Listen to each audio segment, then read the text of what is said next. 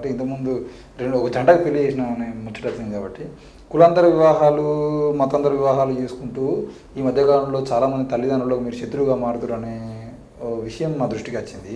దానికి అంటే ఈ మధ్యకాలంలో పెళ్లి చేసేది అక్కడికి కూడా మేము రావడం జరిగింది మా మీడియా ద్వారా.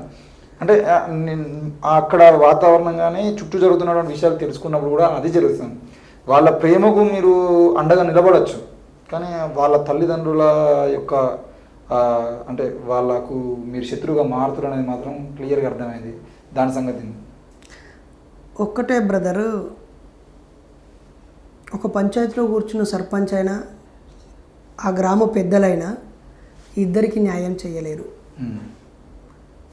అయితే అవసరమైతే నష్టాన్ని తగ్గించగలరేమో లేదంటే ఎటు న్యాయం ఉందో అటువైపు మాత్రమే నిలబడి ఇంకోవైపు కరాఖండిగా తప్పు అనగలుగుతారు. కాబట్టి ఎవరో ఒకరు వాళ్ళని చెడుగా భావిస్తారు, శత్రువుగా భావిస్తారు. అట్లనే ఈ కులాంతర మతాంతర వివాహాలు జరిగినప్పుడు కూడా ఇద్దరి తల్లిదండ్రులు శత్రువులుగానే భావిస్తారు. అయితే ఇక్కడ వాళ్ళు మనల్ని శత్రువుగా భావిస్తున్నారనే కోణంలో కంటే కూడా మన దగ్గరకు వచ్చిన వాళ్ళు ఏ పరిస్థితుల్లో వచ్చారు అనేది మాత్రమే నేను చూస్తాను. నంబర్ 1, వాళ్ళు 18 ఏళ్ళు అమ్మాయి 21 సంవత్సరాలు అబ్బాయి ఉండాలనేది చట్టం చెబుతుంది. చట్టంలో కులాంతర మతాంతర పెళ్ళి ఏ పెళ్ళి అయినా మ్యారేజ్ యాక్ట్ ఒకటి చట్టం ఉంటుంది కదా, ఆ చట్టాన్ని నేను నా చేతిలోకి తీసుకోను. అంతకంటే చిన్న వయసు వాళ్ళకి చేస్తే చట్టం నా మీద పోక్సో యాక్ట్ కింద నన్ను జైల్లో నోకుద్ది. కాబట్టి నేను అలా అని 18 ఏళ్ళు కాగానే 18వ సంవత్సరం నీకు అయ్యింది వచ్చేది మీకు పెళ్ళి చేస్తాను ఎప్పుడు నేను అనను. వాళ్ళు ఉన్నత చదువులు చదవాలంటాను. చదువు మానేసి పనిచేసే వాళ్ళైతే ఏమంటావు, వయసు సరి అయిన మెచ్యూరిటీ రావాలంటే కనీసం 25 ఏళ్ళు ఉండాలని చెప్తాం. అలాగే 25 ఏళ్ళు ఉన్నా సరిపోదు, రోడ్డు మీద తిరిగే వాళ్ళు పెళ్లి చేసుకుంటే బతకలేరు కదా. భార్యాభర్తలు కలిసి పని చేసుకుంటూ రేపు పుట్టబోయే పిల్లలకి తిండి పెట్టే సామర్థ్యం ఉన్నప్పుడు మాత్రమే పెళ్లి చేస్తానంటాను. కాబట్టి నేను ఒకటి వయసు మెచ్యూరిటీ ఉండాలని కోరుకుంటాను, రెండోది కనీసం విషయ పరిజ్ఞానమో చైతన్యమో ఉండాలని కోరుకుంటాను, తర్వాత వాళ్ళకు బతకడానికి బతుకుదేరి ఉండాలని కోరుకుంటాను. ఇవి 3 ఉన్నా కూడా వాళ్ళ తల్లిదండ్రులు కేవలం కులం కారణంగా వాళ్ళకి పెళ్ళి వద్దు అని అనుకున్నప్పుడు అసలు తల్లిదండ్రులు వద్దు పెళ్ళి చేసుకోరు అని చెప్తాను. ఏ తల్లిదండ్రులు కూడా గుర్తుపెట్టుకో బ్రదర్, ఈ నిచ్చెన మెట్ల కుల వ్యవస్థలో ఏ తల్లిదండ్రులు కూడా వాళ్ళకంటే కింది మెట్టు మీద ఉన్న కులంలోనికి తమ కూతుర్ని ఇచ్చి పెళ్ళి చేయడానికి సిద్ధంగా ఉండట్లేరు. ఇది సత్యం. ఒక డక్కలి సింధు అమ్మాయిని ఒక మానవాదిగా అబ్బాయి చేసుకోవడానికి తల్లిదండ్రులు ఒప్పట్లేరు. లేదా ఈ తల్లిదండ్రులు ఈ అమ్మాయి మాలామాదిగా అమ్మాయి డక్కలి సింధు అబ్బాయిని ప్రేమించి పెళ్లి చేసుకుంటే మనకంటే చాలా తక్కువ కులం వాళ్ళు ఆ కులపోడికి నువ్వు పోతావా, మన పెద్ద కులం ఆడపిల్ల ఆ తక్కువ కులం మీదకి పోతారా అని చెప్పేసి ఉంటే ఒక మానసిక జాడ్యం ఉంది. అందువల్లే మేము పెళ్లి చేయాల్సి వస్తుంది. అలా అని పెళ్ళిళ్ళు నా వ్యవస్థ కాదు, నా వర్క్ కాదు.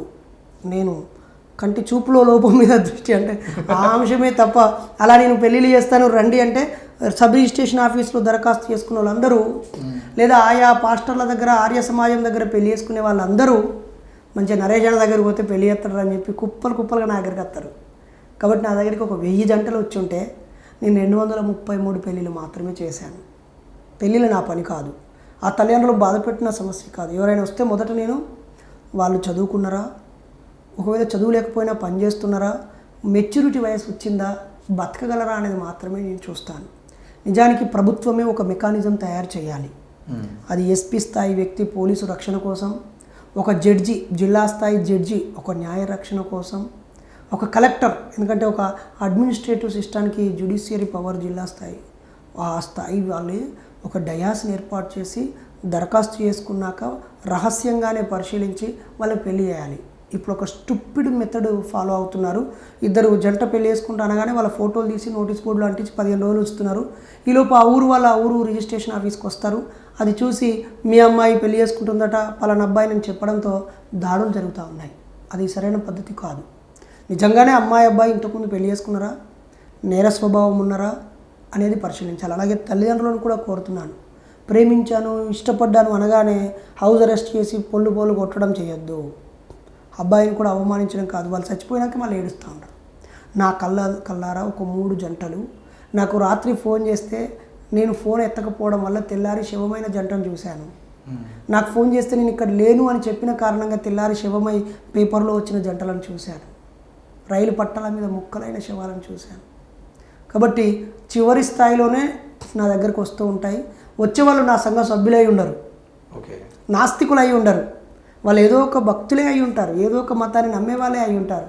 కానీ వాళ్ళ బంధువులు సహకరించక, స్నేహితులు సహకరించక, అమ్మా నాన్న లేక, చేస్తున్న పనులు వదిలిపెట్టలేక, డబ్బులు లేక చాలా ఇబ్బంది పడుతూ ఉన్నారు.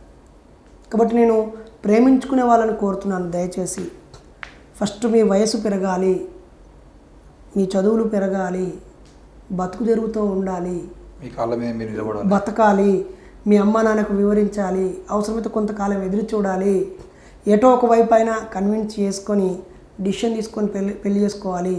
అక్కడ కూడా రాకపోతే మీకు తోడుగా మాలాంటి వాళ్ళు ఎంతోమంది ఉంటారు. కానీ చచ్చిపోవద్దు, చంపొద్దు అనేది నా రిక్వెస్ట్. ఈ మధ్యకాలంలో ఒక పాట వచ్చింది మీ మీద, బైరి అంటే విజ్ఞానపు దారి అని చెప్పేసి. అంటే అంతకుముందో పాట, ఇప్పుడు పాట, ఏంది అంటే ఏమైనా ఇప్పుడు రాజకీయ నాయకులు కదా, వాళ్ళ రాజకీయాలకు వచ్చడానికి, వాళ్ళ పదవులు పొందడానికి పాటలు రాయించుకున్నట్టు మీ మీద మీరు పాటలు రాయించుకోవడము ఇవన్నీ దేనికి దారితీస్తాయి అని ఏ రకంగా? బ్రదర్ అంటే ఓ వార్డు మెంబర్గా పోటీ చేసే వ్యక్తి మీదనేమో 50,000 పెట్టి ఒక పాట చేసుకోవచ్చు. ఎమ్మెల్యేగా పోటీ చేసే వ్యక్తిని మాత్రం ఆయన కీర్తిస్తూ పాట చేసుకోవచ్చు. సినిమా హీరోలు హీరోయిన్లప్పుడు మనకి ఏ కష్టాన్ని తీర్చని దేవుళ్ళ మీద పాటలు ఉండొచ్చు. నా మీద అభిమానంతో ఓ ఇద్దరు తమ్ముడు పాటలు రాస్తే ఇది కూడా పెద్ద ఇష్యూవా? అంటే నేను అర్హుని, ఆ పాటకు నేను అర్హుని కాదని, లేకపోతే డబ్బులు ఇచ్చి పాటలు రాయిరి అని బతిలాడుకున్న వ్యక్తినేనా? అసలు నీ ప్రశ్న ఉద్దేశం ఏంది? ఈ పాటల వల్ల ఏం ఉపయోగం మరి? అరే నేను జైల్లో ఉన్నప్పుడు ఒక తమ్ముడు నిర్మల్ ఖానాపూర్కు చెందిన మంచి మ్యూజిక్ డైరెక్టర్, అప్పటికప్పుడే వాడికి నేనేం చేయాలి అని ఆలోచిస్తున్నప్పుడు ఒకరు ప్రెస్ మీట్లు పెట్టిరు, ఒకరు ధర్నాలు చేసిరు, ఒకరు రాస్తారోకోలు చేసిరు, ఒకరు పోస్టులు రాసిరు, ఒకరు వ్యాసాలు రాసిరు. ఎవరికి నచ్చినట్టు వాళ్ళు నా పట్ల, నాతో వాళ్ళకున్న అనుబంధాన్ని వ్యక్తం చేశారు. అట్లా ఆ తమ్ముడు ద్రవిడ జాతి ముద్దు బిడ్డ బైరి నరేషు, నీ ఎంబటుంటాయి అన్న ప్రశ్నించే గొంతులని ఆడు ఓ పాట రాసిండు. నేను జైల్లోనే ఉన్నా, ఓకేనా. నా కోట్లకు ఫీజులు కట్టడానికే నా భార్యకు పైసలు లేవు, నాతో మాట్లాడడానికి రావడానికే ఆడ పెద్దగా అనుమతి లేదు. మరి నేను ఆయనకు ఎట్లా రాపించుకుంటా? ఆయన చేతిలో మ్యూజిక్ ఉంది కాబట్టి నా మీద ప్రేమతో ఆ పాట రాశాడు. దాంతో నన్ను ఇష్టపడే వాళ్ళు, లేకపోతే మూఢత్వాన్ని వ్యతిరేకించే వాళ్ళు ఆ పాటని బాగా ఆదరించారు.